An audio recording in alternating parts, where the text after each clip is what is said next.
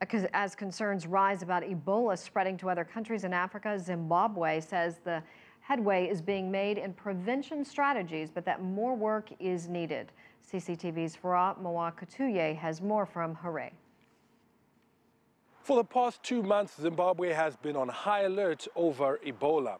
And despite not being in close proximity to the countries that are affected, the movement of people and goods, particularly from countries like Nigeria and DRC, have increased the concerns here.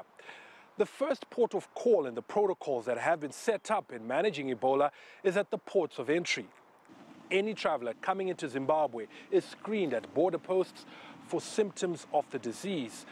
And those coming from countries that are affected must undergo a 21-day mandatory monitoring and surveillance period.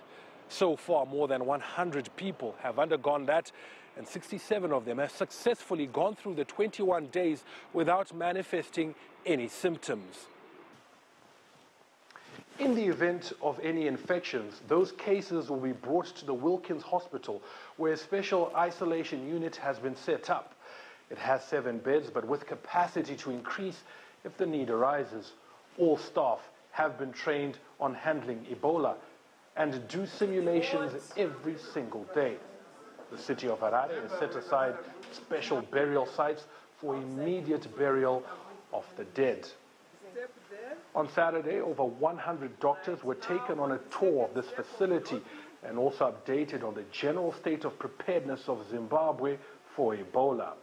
It's a show of confidence to our doctors to say, look, this is what we're doing. Yes, we have some gaps here and there, but we're working on it. And hence, we're moving forward very nicely, I think. Lots of work still to be done, absolutely as well. One of the areas that has been highlighted that needs to be improved on is better dissemination of information to increase the general public's awareness of this disease, to dispel some of the myths and to quell some of the fears that surround Ebola.